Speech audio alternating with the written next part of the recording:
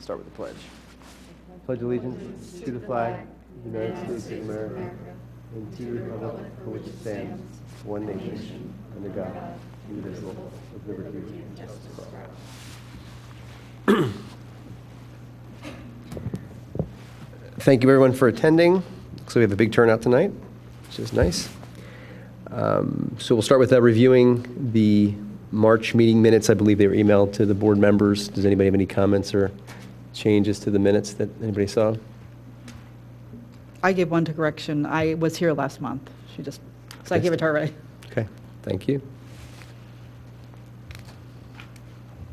Is there a motion to approve the minutes? Is there a second?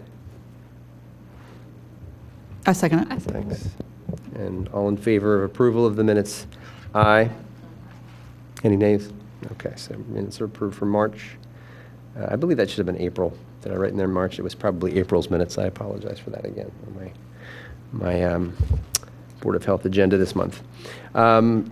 Taltone, can we go to the health officer's report, please? We can. Good afternoon to the residents of Radnor Township, and welcome to the Board of Health meeting for May of 2016. This report is for April. For the food safety inspections, we did 38 inspections. That number is a little higher than normal. You have to factor in the two temporary events that we had, which were the Wheels of Wayne, which we had probably 4 temporary mobile vendors that were out that day. We also had the regular restaurants that were out, actually were in operation for the day's festivities. It was located on North Wayne Avenue. Also, it took into consideration the Katie Sampson lacrosse tournament, which had probably 10 to 12 vendors. So we did those inspections also. 8 bathing place inspections. Just need to tell you that that's getting ready to get real busy, where all the commercial pools are trying to get open before the holiday. So we'll be busy in the next couple of weeks. We're doing 3, 4, 5 a day. We re-advertised for the position of the Assistant Health Inspector. We sent the letter of invitation out to CASA, which is Central Atlantic Association of Food and Drug Officials, which consists of South Jersey, the Philadelphia region, and the state of Delaware. So far, we've had 2 inquiries about the position as of today. We had a couple of quality of life issues where we had a dog, 2 dogs that bit a man and 1 bit a child, and we had a complaint of unsanitary conditions of a dog kennel, which are all corrected. Also, we just placed a cat under quarantine. I think it was Wednesday or Thursday of last week. The cat went out. It was a house cat. Went out, came back with a bat. The owner took the bat and threw it away, so it wasn't available for testing. So that meant that because the house cat was not current with his rabies shots, we had to quarantine it. So it's under quarantine for 6 months. Some of my other activities with Workplace Safety Committee, staff meetings, Delaware County Local Board of Health meetings, plan reviews for upcoming food operations coming to Radnor Township, and renewal of outdoor dining license applications. We do have a few new restaurants that are open in the township. Some of them that were under renovation are now open. Now open is a Big A restaurant. I call it Big A, but I think the proper name is Bigga. It's 810 Glenbrook, used to be Pasilio's Pizza. That's a new operation now. You might want to try it. Little Basil Restaurant, 906 Conestoga Road. It used to be, oh God, it's changed hands a couple of times, but it's right next to Flippin' Bailey's. Autograph Brazier, 503 East Lancaster Avenue. It used to be George's. We have 2 in the new area down on 775 East Lancaster Avenue. First Watch Restaurant and Snap Kitchen. They're both pretty nice restaurants. Well, Snap Kitchen is more of a takeout. Under renovation, we have Harvest Grill, Seasonal Grill, which is the former Susanna Fu, and the Goat's Beard Grill which I did a preliminary inspection of this morning. It used to be Zelantras. I sent out a couple of health advisories. One was testing for syphilis that was sent out that I received on April the 30th. And the other was Zika virus risk reduction guidance that I sent out on May the 5th. So ends my report. Thank you very much, Mr. Tautone. I mean, it was a busy month, obviously. I was at the Wheels of Wayne event, and it was quite a great event, as it always is. And I know you have a lot of work to do before these big events, so thank you. So we'll move on to some, excuse me, some old business. We've had multiple weeks of discussion about the artificial turf safety, and I didn't know if, Amy, do you have any information, excuse me, about the EAC's involvement? I know Dr. Khan and you were talking a bit, and we were here. Do we want to make some recommendations to the AC via, email communication, and then make a formal sort of recommendation at some point, what we would like as far as like signage and cleaning stations and things like this? I think that's a good idea. I spoke with Matt Holtman, who's in that group, and he and I were going to touch base more about next steps, so I will follow up with him and have some movement for next meeting. Terrific. I don't think there's anything else new on that front as far as we've discussed before. Some old business that we had discussed, I believe, back in March or possibly February, was a discussion about the school starting times, specifically sort of a reversal of the high school students going in early and the elementary school kids going in later. And a lot of the national medical societies and their opinions on this. I did send an email out late in the day today to my fellow board members. Some concerned Radnor Township citizens sent me an email with some of the articles and interesting stories and experts who have given their opinion on just this topic. And it's pretty fascinating. I mean, I don't know if you got into some of those articles today, but a number of them from psychologists dealing with children with anxiety, depression, and stress in high school settings. And going a lot back to their bedtimes and to what time they have to wake up. These high school students are pretty burdened with their work, with their sports, with their activities, and then they're required to be getting up at 5:30 in the morning to get to school on time. And it's sort of out of the medical range of a teenager's brain to be waking that early and things like this. So it is an interesting discussion, and I think that we have to, as the board, read through these things and see if this is something that we would like to be stepping our foot into and talking about recommendations to the school board. I'm sure, Mr. Kane, that things have come up before on this topic. Have you heard some discussion of this before? Well, there was the presentation that was back, I believe, in January, February. And last month at the board meeting, Dr. Kelly discussed the process moving forward, and there is a committee that's going to be meeting at the school district to determine, what and how we can address some of these issues. There's a lot of moving parts involved, so the district is looking at it. And I think that one of the major points is that it's not just our district that would have to deal with this. Obviously, we're playing sports and activities against other districts in the community, and it would have to be a multi-pieces to move at once for this to occur. But I think the discussion needs to be open for it because it's interesting. I think the literature is fascinating for children and their mental health with sleeping. It's pretty fascinating stuff. Mr. Kane, are you on that committee? No, I'm not. Would you ask whoever is, would they be willing to supply the minutes to Dr. Foreman so that we could be in the loop as well, so we're not reinventing the wheel and we're working together? I'll make that request. Thank you. Appreciate that.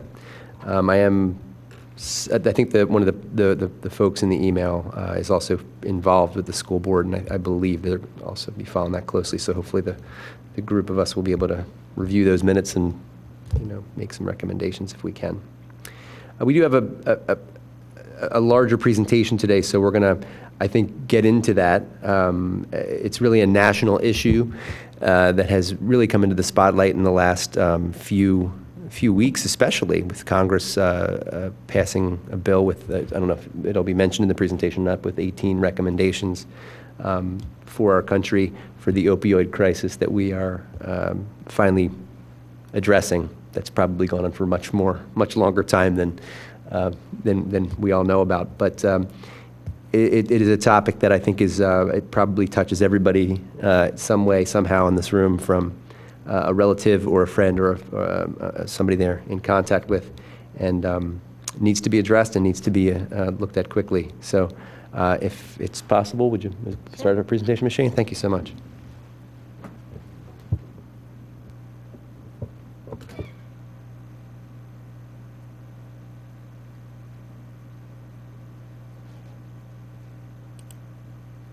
So I didn't see the recommendation, so if you could speak to that afterwards, I'd be flattered.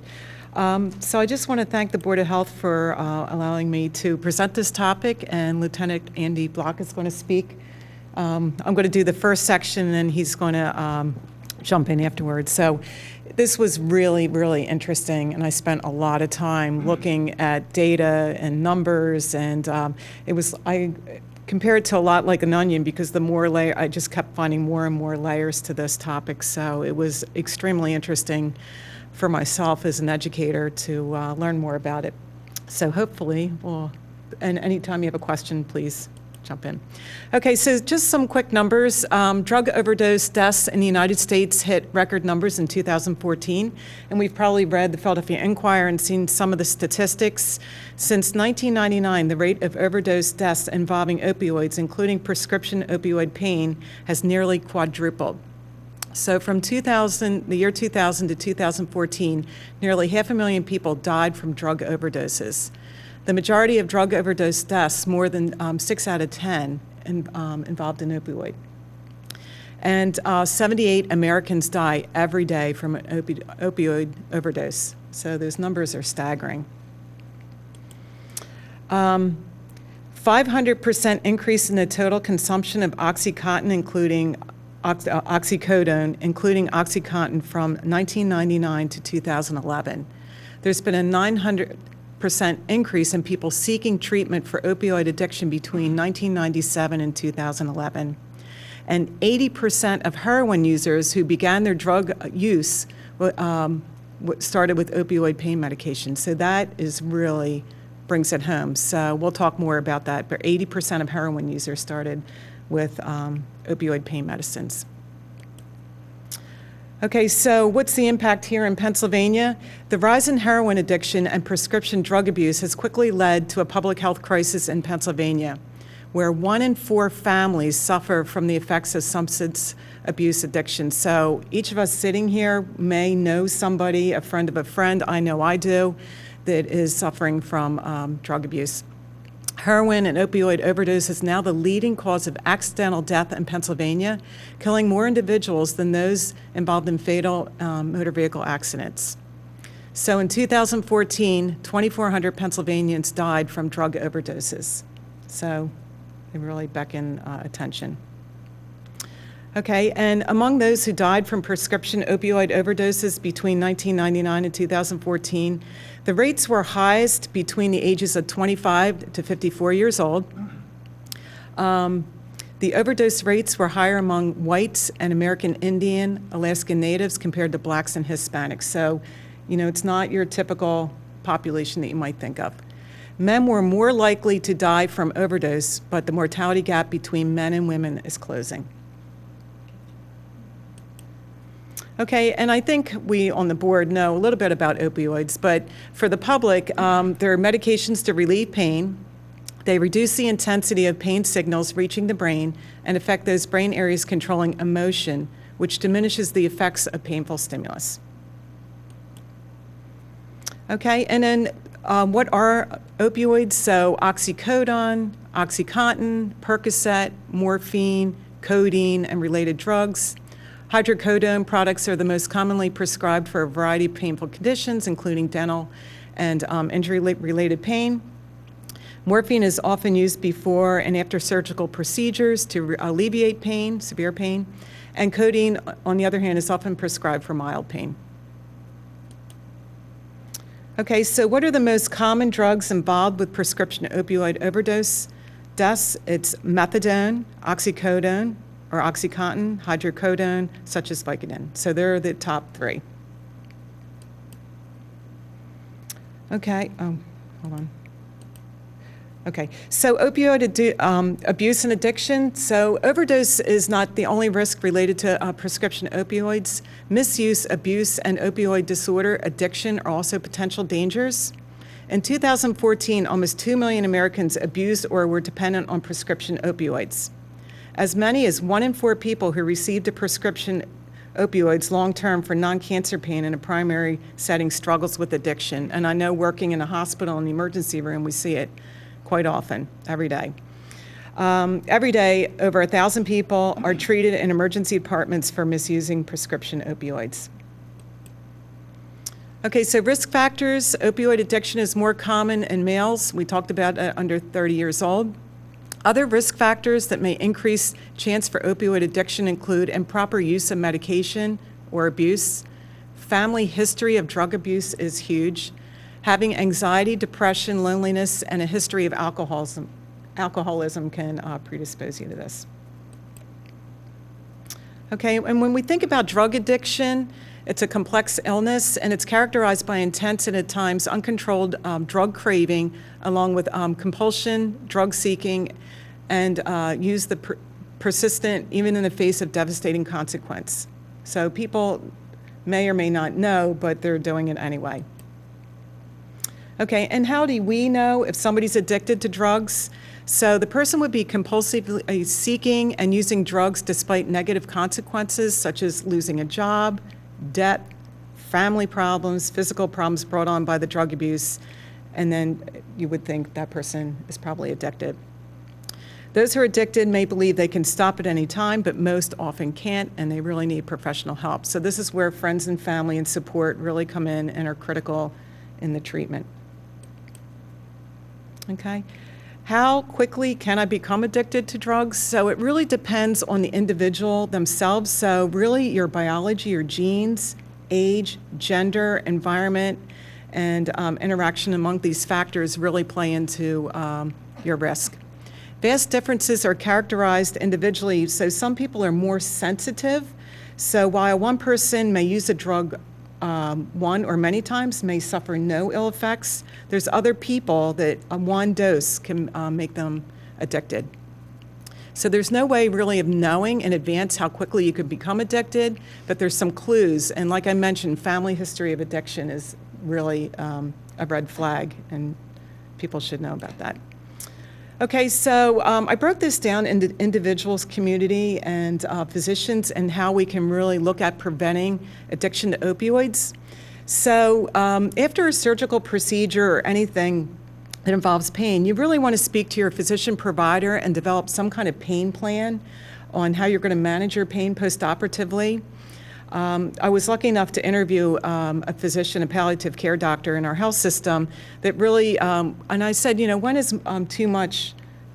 And he said, really, after 5-6 days, if you're still having severe pain, you really need to think about coming back and being reevaluated. Maybe there's a complication that's causing this pain, but really 5 or 6 days. So you want to talk to your physician and develop that pain plan, not just take the bottle of, or the prescription and have it filled.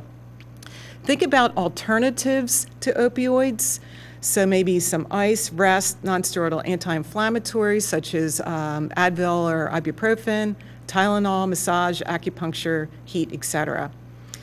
Other things to think about is if you get that prescription filled, you know, you want to check with your pharmacy and find out exactly what you're getting. So if it's oxycodone or some kind of codeine product, you want to be aware of that when you're filling your prescriptions. And you want to make sure that they're locked up and secured in your home and out of the reach of people that might be coming in, you know, into your home, and have them secured. The other thing is once you're finished with your prescription opioids or narcotics, you want to bring them to the township and have them properly disposed Monday through Friday, 8 to 4. So you really want to be judicious in terms of not flushing them down the toilet, any medications for that factor, throwing them in the trash can where they can seep into our drinking water and cause problems that way environmentally. You want to discuss with your pharmacist, like I mentioned, when you pick up your prescription and what you're getting. And if you suspect you're becoming dependent, like cravings, euphoria, and it's not really for pain, but you're feeling like people take it and they feel better, so why not take another one and another one? So these are red flags that you want to be aware of and speak to your physician, nurse practitioner, et cetera. So I put contact your primary care doctor to talk about your concerns, and open communication's key with this. You really want to pick up the phone and talk to your physician if you're having concerns. So from a community perspective, we'll talk, Lieutenant Block's going to talk more about heroin, but if you want to report a drug problem on a community level, you want to be involved with your town watch in your community area, you can call the DA's office, and there's a number here, and you want to be involved and keep an eye out, and we'll talk more about securing your home and that sort of thing. From a physician standpoint, I found a lot of information on the CDC website for management of chronic pain. The CDC just published guidelines in March of this year, really for chronic pain management and using opioids, and it's very in-depth and prescriptive in terms of how to manage chronic pain. So it provides recommendations for primary care clinicians who are prescribing opioids for chronic pain outside active cancer treatment, palliative care, et cetera. So the main message for physicians is start low, go slow. All right, so that's the new CDC slogan. And it's interesting, I was talking to some of my friends yesterday, and one of the dads said that his daughter went in for shoulder surgery, and she was given a prescription for 100 OxyContins, and she's 18 years old. So he, of course, hid them and gave her like 5 and threw the rest out. And I said, I hope you disposed of them properly. But so just those kind of prescribing practices are staggering to me. So 100 OxyContin immediate release tabs for an 18-year-old. So you can see what's going on. So another tip for physicians with the CDC guidelines, so they address patient-centered clinical practice, including conducting thorough assessments, considering possible treatments, closely monitoring risk, and safely discontinuing opioids. And they talk about 3 main focus areas for any physicians listening in the audience that determine when to initiate, continue opioids for chronic pain, opioid selection, dosing, duration, follow-up, and discontinuation, and assessing risk and addressing harms of opioid use. So really for the providers to become more educators and speak to their patients and really follow for follow-up. Additionally, physicians screen patients prior to current substance abuse problems, assess their family history of addiction before prescribing psychoactive medication such as opioids, and educating them about the potential risks so they'll follow the physician's instructions faithfully and safeguard their meds and dispose of them appropriately.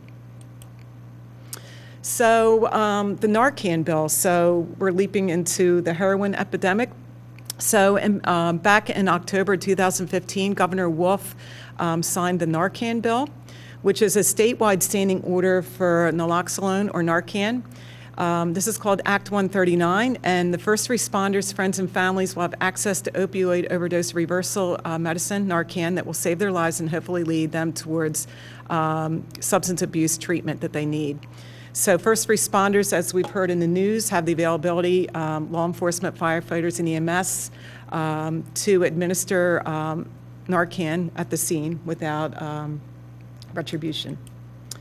So just to go back, so this statewide standing order, so most pharmacies now, you can query Pennsylvania pharmacies, and they will tell you it's county by county exactly where Narcan's being sold. So anybody can go into a pharmacy now and say they want Narcan without a physician's order. And depending on your insurance, sometimes it's $7 up to whatever. So anybody can go in and get Narcan. This Act 139 also provides immunity from prosecution for those responding to and reporting overdoses. And individuals such as family members in a position to assist a person at risk for experiencing opioid-related overdose can get that prescription, like I mentioned.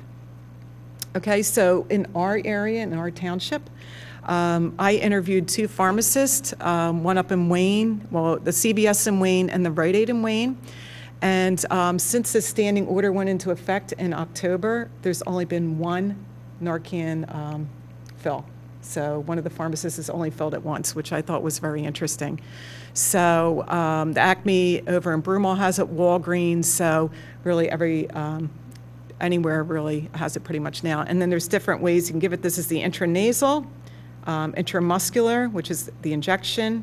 This is the Narcan AED, so it talks you through, like pull off the black cap, depress it, hold it for 5 seconds. And then this is the nasal atomizer, where you just get your milligram or whatever it is and squirt a little bit, and half the dose in each nostril. Okay, so also Governor Wolf's administration developed the ABC MAP prescribing drug monitoring program. So this is on the horizon. ABC monitoring stands for Achieving Better Care by Monitoring All Prescriptions.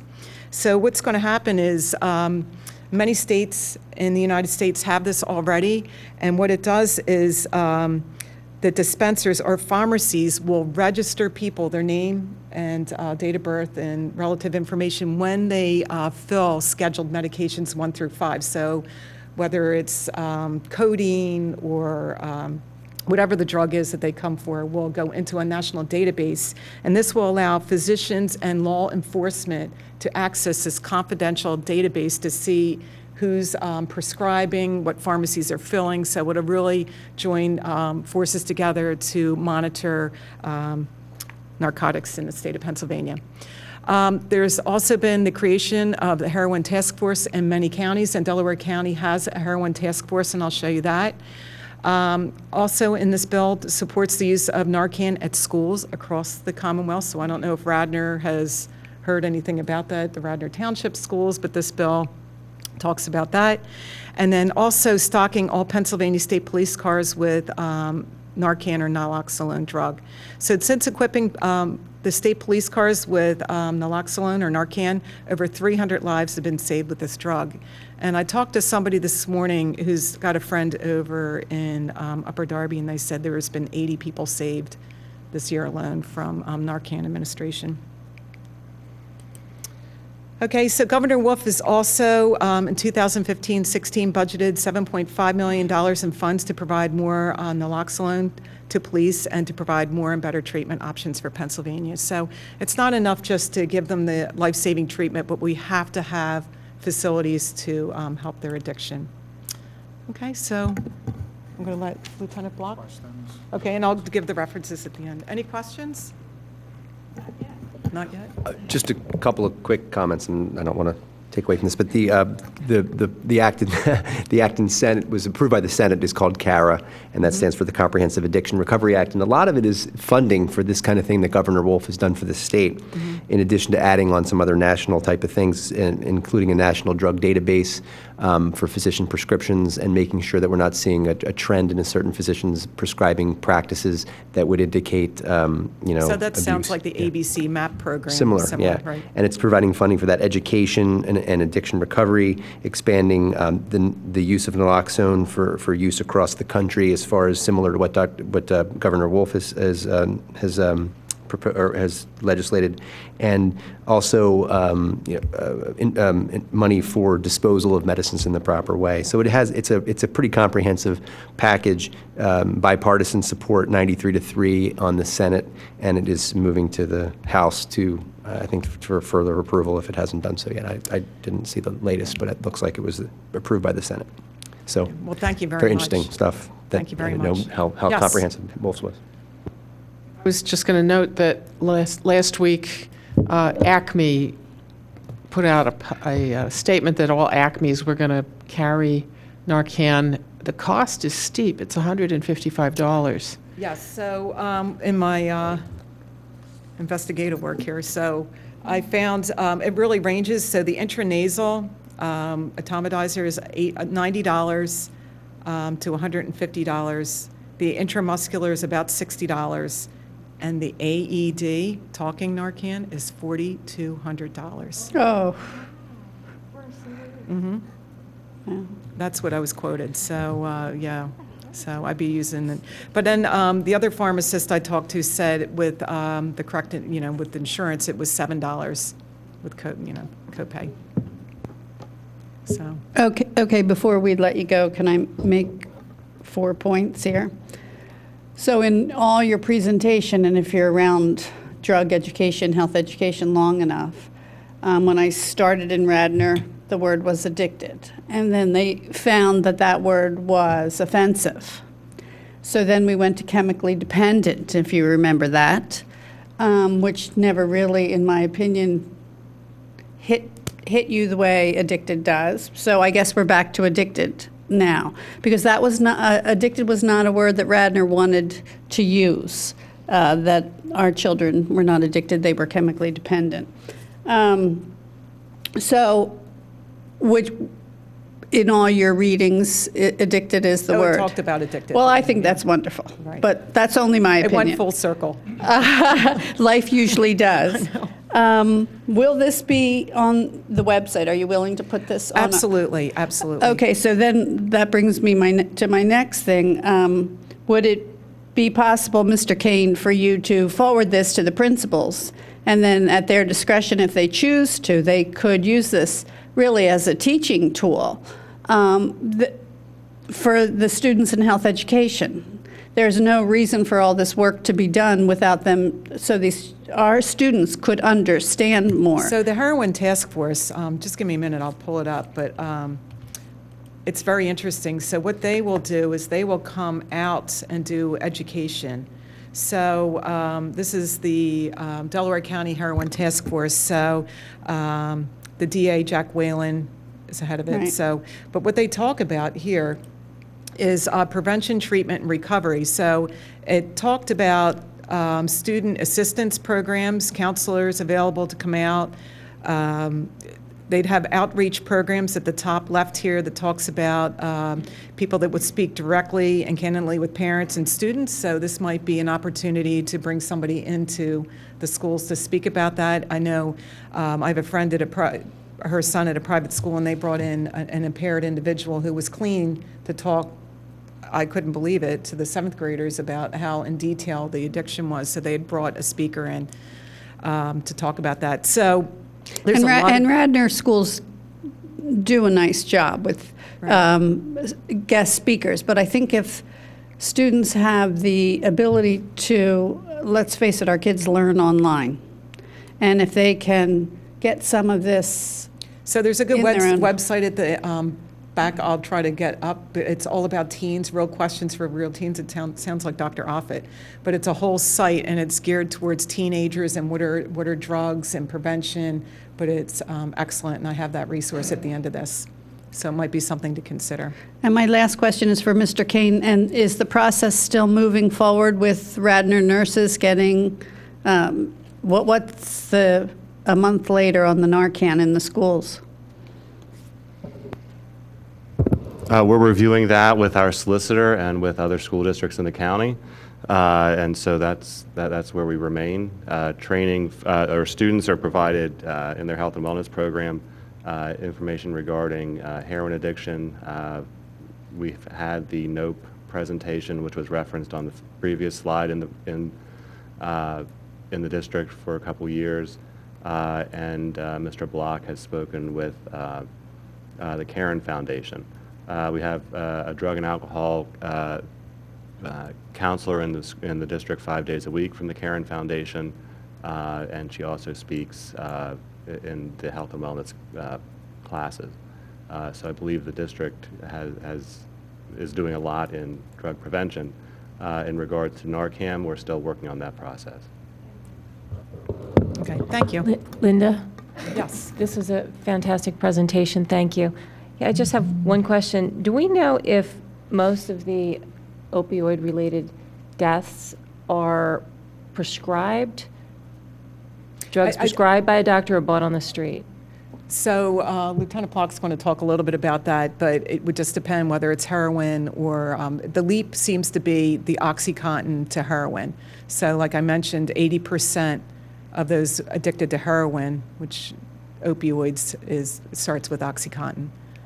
So I'm not sure, I'd like tease that out, thinking heroin.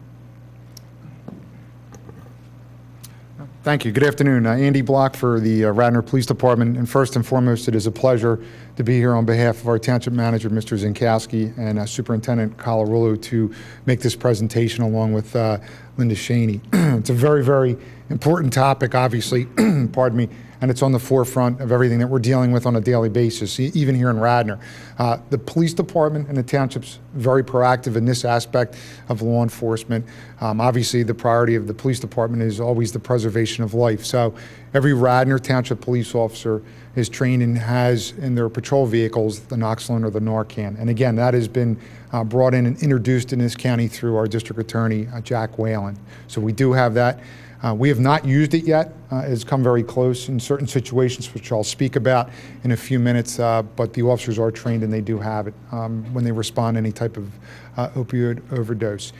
First and foremost, in the Commonwealth of Pennsylvania, and Linda touched on it a little bit, is there's the Good Samaritan Law under Title 35. And Title 35 is what governs the Drug and Prescription Act in the Commonwealth of Pennsylvania, and that's what the police department refers to when we do have a violation of the Drug Act. It's under Title 35. Most importantly, there was legislation that was adopted with the Good Samaritan Act that in the event that you're in the presence of somebody that overdoses, whether it be on an opioid or some other type of prescription medication, if you contact the local authorities, make that report, call for the ambulance, and remain there with that individual, no matter what type of plausibility or involvement you have with it, you would not be charged under this section of the Crimes Code and Title 35. It's an important aspect of the law because prior to this coming about, many people would be in the presence of obviously some type of drug activity. Somebody would overdose and they'd leave them for fear that they were going to be arrested, and obviously the preservation of life went out the window, literally. So that's been some very proactive legislation that has come about in the Commonwealth of Pennsylvania. And you can read in detail online about that as well. Also, what people tend to forget, and we remind them, is that in the Commonwealth of Pennsylvania, just because you're under the influence of some type of drug or narcotic, it does not relieve you of the responsibility to act and drive safely. Some people think that driving under the influence only relates to situations where they've been consuming alcoholic beverages. In the Commonwealth of Pennsylvania, the law is very specific that you cannot operate a motor vehicle if you're under the influence of alcoholic beverages and or a controlled substance. So it's important for people to realize that, and the same penalties apply with respect to that. It's a misdemeanor offense if you're operating a motor vehicle in Pennsylvania and you're under the influence of any type of alcoholic beverage or controlled substance. And what we see most commonly with this is there's not a lot with the narcotic end of it, but there is a lot with marijuana in this day and age, where we're stopping people because they have reason to believe it's not a crime to be smoking marijuana and operating a motor vehicle. It most certainly is right now in the Commonwealth of Pennsylvania, and all officers act accordingly with respect to the vehicle code. So they're subject to being stopped. They're put through field sobriety tests. If they fail those field sobriety tests, they're taken to one of the local medical facilities, generally Bryn Mawr Hospital, where blood is withdrawn and that blood is sent to the state police lab for analysis to determine what they were under the influence of. But it's usually a pre-indicator or a precursor that there may be other issues that are going on. When we talk more about opioids, specifically the narcotics and heroin, to give you some background and history, where do they come from? Where did they originate from? Originally, it started back in the 1920s, where it started coming into the United States. And from 1920 through the 1970s, it was an area known as the Golden Triangle. And that area consisted of the countries in Southeast Asia, Burma, Vietnam, Laos, and Thailand. That's where the majority of the heroin was produced, and then it was imported throughout Europe and into the United States. So that's where we first started seeing it come from. Currently, Afghanistan, Colombia, and Mexico are the largest suppliers of heroin in the world in this day and age, and a lot of it goes back to the different types of government that they function under right now or the lack of enforcement thereof. Currently, Mexico used to be the leading supplier for marijuana into the United States. It is now, they've surpassed it with the heroin trade. So it's just south of our border where it's coming through over the border into the United States. Specifically, they're hitting the New York area right now with it. And originally, they were also known for their cocaine production down there as well. But it's a business. whether people want to acknowledge it or not, it's a very dirty business, but there's supply and demand that affects what is being manufactured and when it's being imported into this country based on the supply and the cost factors involved with it. But the cocaine production and the trafficking was being the second largest supplier to the U.S. through Mexico. Now, to drill down on it a little bit more, the other concerns that we have generally in the area are the pill mills. You may have recently read about this last week. I'm going to talk about an indictment that just occurred in the Philadelphia area, and it reaches out here into the suburbs. But essentially, the pill mills are situations where doctors set up offices locally. They will bring people in, and without any type of medical evidence, they will do the prescription of narcotics to those individuals there. They'll write them the prescription, and then we'll tell them to go to specific pharmacies that may be in collusion with those physicians. So this is one of the issues that we see not only here in our region, but throughout the United States. One of the states that was inundated with it until the DEA started working on it, and Dr. Foreman just mentioned it, is Florida. Florida is really where it started, and it grew from that portion of the southeast part of the United States, and it's basically come up the East Coast. The concern is with it, it's happening on a daily basis. There's a lot of involvement that goes into the investigation. And most recently, what I want to look at here is the U.S. Attorney's Office in the Eastern District of Pennsylvania had a very significant investigation. And basically, to summarize it, there was a medical office set up down on Broad Street. It was the National Association for Substance Abuse and Prevention and Treatment. There were 3 physicians that were operating out of that office on a daily basis. The 3 physicians were indicted. One is Dr. Alan Summers of Ambler, Dr. Azad Khan, who's 63 years old, of Villanova, Pennsylvania, and Dr. Parisa of Ridley Park. Essentially what they were doing, they set up this pill mill. People were lined up around the block for all hours of the day to go in, see the physicians. Their contact was 4 or 5 minutes. They were in, they got their prescription, they left, and they filled it. Some people were returning on a weekly basis, sometimes on a monthly basis, depending on what it is. But there were agents that were involved in this investigation that posed as people that were looking for the narcotics. So they've been indicted at this point on conspiracy to distribute the controlled substances, the distribution of those controlled substances, healthcare fraud, money laundering. And this case went down back on the 11th of May. So it's a very recent case. So we're following it right now in the region. But it's an example of what we see in the area. And these investigations can take up to 2 years based on the agents and the officers getting involved to infiltrate what's happening. Other areas that we're concerned about and we speak about all the time with respect to the opioids within Radnor Township is the addiction to the opioid pain medication sometimes happens, most of the time accidentally, or sometimes there's intention, depending on what is occurring with the individual, where they come from, how they're raised, and also what they're experiencing in their households. The narcotic pain relief becomes expensive, hence unscrupulous physicians start, as I just recently spoke of, they operate those pill mills. It's cash and carry when they come in. It's a quick way to obtain the narcotics and move on. The narcotics become cost prohibitive to the abuser. The person that becomes addicted to it, they cannot continue to afford it if they're going through verified ways of obtaining those prescriptions. So they migrate to the heroin situation. The first time user begins to use the heroin, and after they have that first taste of the heroin, so to speak, or the first time they use it, they continue to chase the dragon. It's a term that was developed by the DEA, and basically what they're trying to do is they're trying to obtain that original high they got from the first time they use it. They never make that, but that's what is involved in chasing the dragon. It's easily obtained in this area, and sadly there's a golden triangle here, right in the Delaware Valley in the region. Essentially, Philadelphia, Camden, and Baltimore is a heroin hub.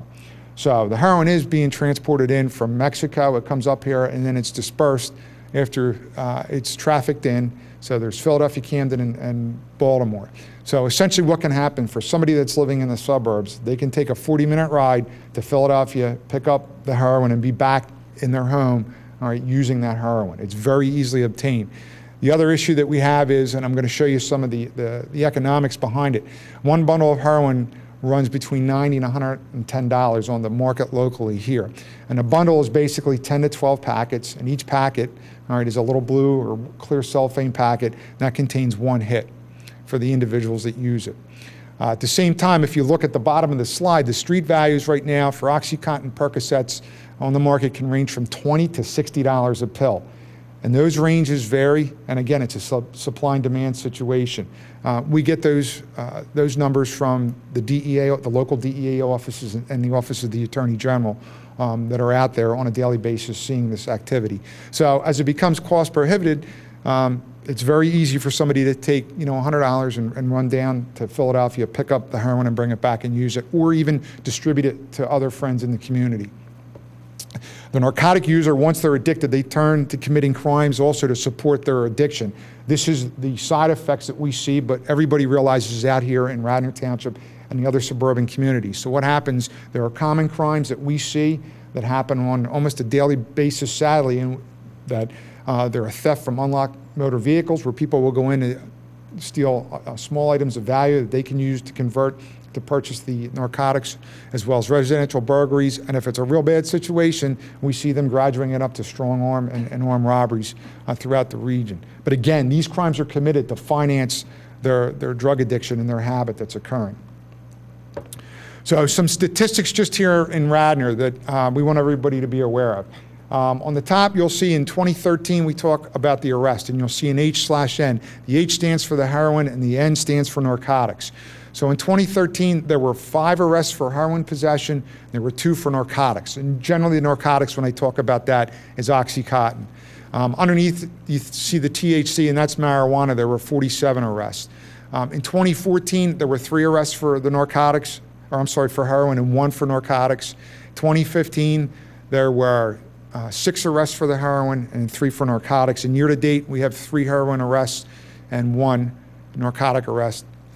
You can see that in 2015, it was at an all-time high that we had over 60 arrests for marijuana. So we see that on the rise, and that's another controversial issue right now with what's being legalized in our country and even here in the Commonwealth of Pennsylvania. So some of the concerns that we have, you're seeing here, is so what does the police department do about it? Well, Radnor Township Police takes this very seriously, and we talk about DEEP. And what does DEEP mean? Well, DEEP is, we talk about our drug take-back initiatives. We work with the District Attorney's Office as well as the Drug Enforcement Administration. And most recently, many of you may be aware of it, at the end of April, the last Saturday in April, was the National Drug Take-Back. Radnor always participates in that. That happens twice a year, where we're here on a Saturday from 10 to 2. Anybody can come in and turn in any type of prescription medication that they may have. And then it's taken down to the DEA office and it's properly disposed of.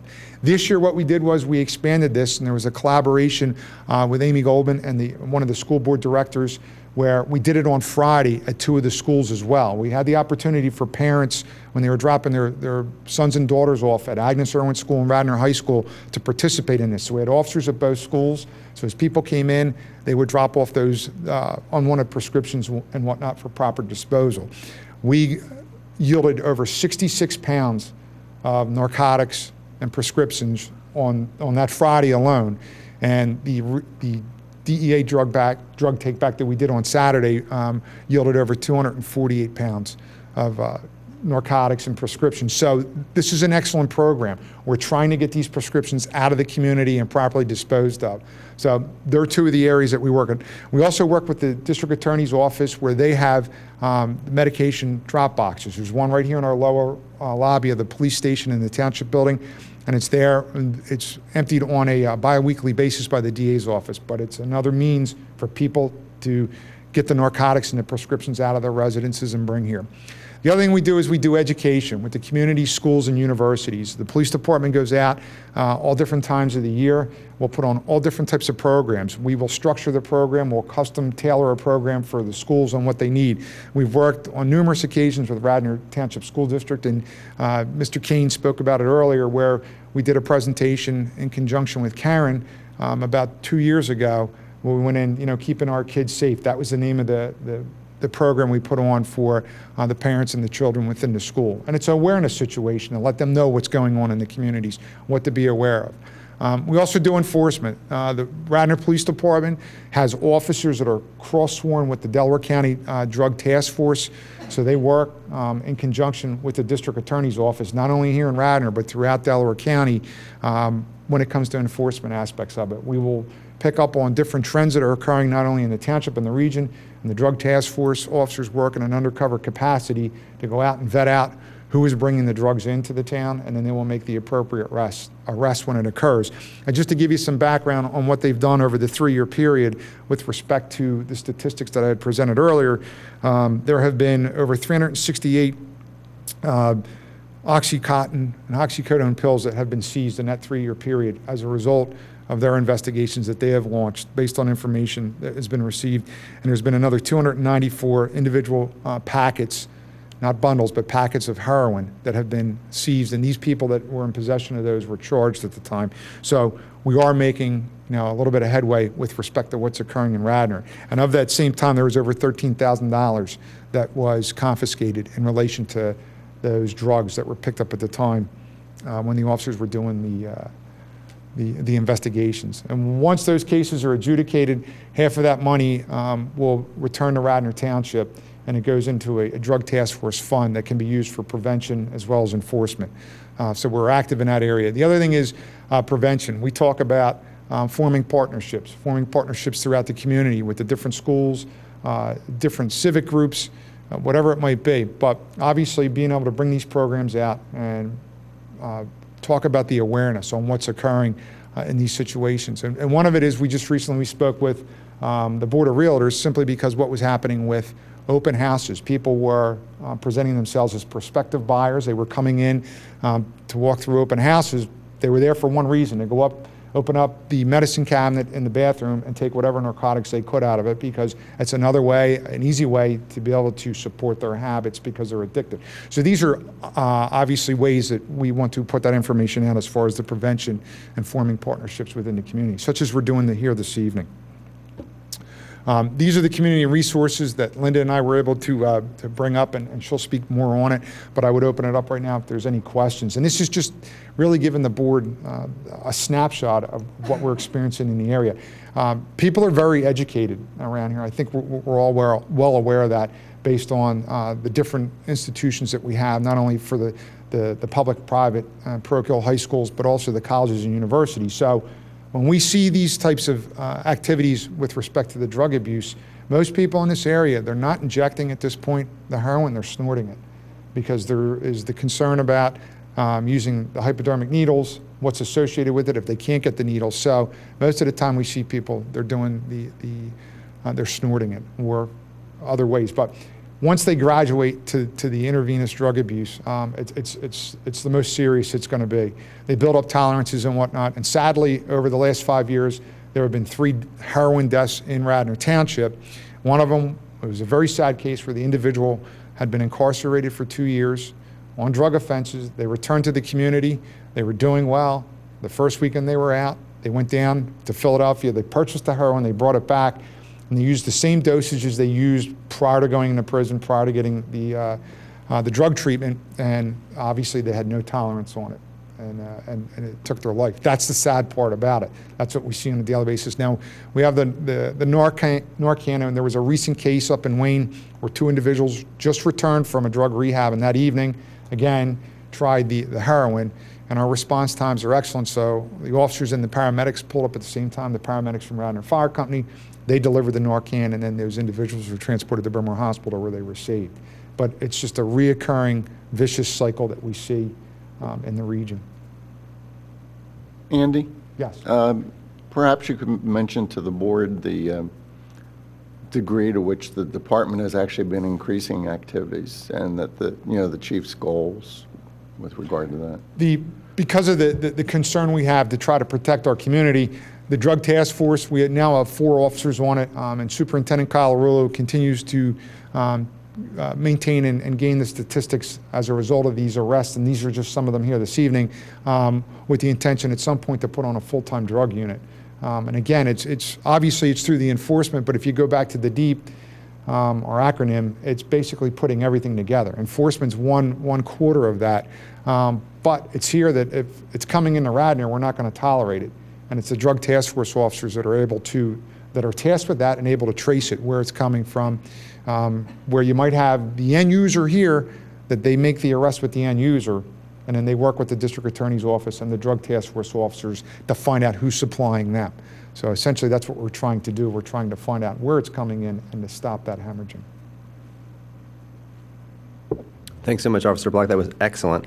I mean, obviously, this is the enforcement part, kind of the 80s and 90s of drug policy in this nation was the war on drugs and enforcement and arrests and all that. And it's super encouraging to see the science behind drug abuse, drug addiction coming into the forefront, and then using what you guys are using, the deep education, prevention, and take back of the meds in addition to the enforcement, I think is going to make the most difference. And I think we have, in the country, we have a long way to go in treating addiction.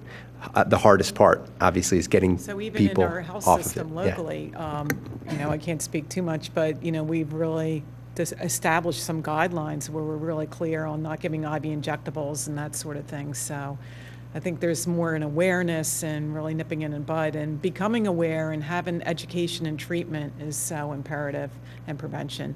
I wanted to outline some of the resources. There's so much out there on the internet. There's Narcotics Anonymous. Family and friends of a narcotic user can do Nar-Anon.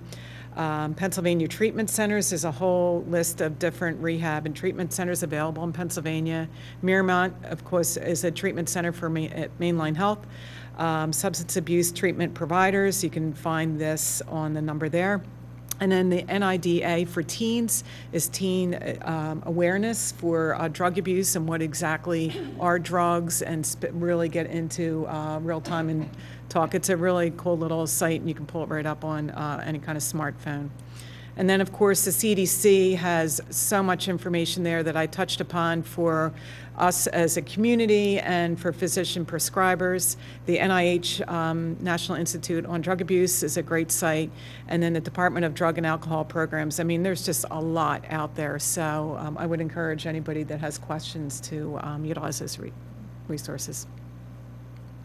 One last thing, I mean, what a great point. I didn't even know the street value of these pills, but if you were saying $20 to $60 per pill, the burden has to be on physicians and medical providers, as well as, I think, drug manufacturers, to be honest with you. Because if we're starting those people on a road that costs $20 to $30 per pill when some people are on 10, 12, 14, 20 pills a day, there's nowhere to go but to injectable medications that cost $110 for And that was the for point those I number said of about doses. one of my friends getting 100 OxyContins. I was like, oh my gosh, I was just floored. So food for thought for physicians. Excellent. Thank you guys so much. Go ahead, I'll mention something too. Thank you, that was terrific. I'm wondering if, in addition to posting the slideshow on the website, we can put an advertisement in the Township newsletter telling people that it's there. I understand there's a network, I don't know, I'd have to speak, that between Lower Merion and Radnor that has some kind of televised studio or some kind of, I thought might be interesting too, where the townships can share. Channel 21 now also does Lower Merion's. Yeah, that's what I thought. So maybe this would be something we could think about. So you do talk to Joe? I do. Oh. Yeah, I was going to mention something. And I'm going to read this because I received an email this afternoon that this Friday, May 20th in Philadelphia at City Hall in council chambers, they're going to be launching the Year to Combat the Heroin Abuse Epidemic in Philadelphia. There's open and public testimonies from 10 a.m. to 2 p.m. this Friday, and anyone can attend. So it's in Philadelphia City Hall council chambers. And there's a laundry list of people who are attending and speaking. Thank you. Thank you guys again for a great presentation. Yeah, thank you very much. It was excellent, both of you. Thank you. Thanks. You too. You too. All right. So we will just talk about a couple of quick things in new business as far as scheduling for next month. Amy, you said that Amelia might want to present next month with her presentation. Is that correct? Amelia, are you still thinking about a presentation for June? Neil, are you as well? Yeah, that date away. Okay. I'd like to present. I was thinking maybe I could do maybe like an online presentation somehow that you would be able to link to. I don't know how we would work that out, but I realized that I wouldn't be here How about maybe the Monday. beginning in September? Would that be a possibility for the first meeting for next year? It's a possibility, because it'd be nice to have you present your Yeah, work. I would like to present it too. So That'd be great. I'll definitely keep a spot open for the September agenda for you to present that if you can't be here in June. So you'll let me know by email what's going on for the June meeting. If you're going to be away, we can certainly have you come back for a guest appearance in September for your presentation. All right, thank you. Okay. Thanks. But we'll plan to have Amelia present in June. It'd be great, Amelia. We appreciate Sounds great. it. Any other new business that anybody has, or any announcements that anyone would like to make? Is there any public comment today, or any public? Nothing today. Okay. Well, after a super presentation and I think, a lot of learning, I appreciate greatly. We will adjourn this meeting of the Board of Health and regroup again Monday, June the 20th at 5:30 p.m. in this room. Thank you.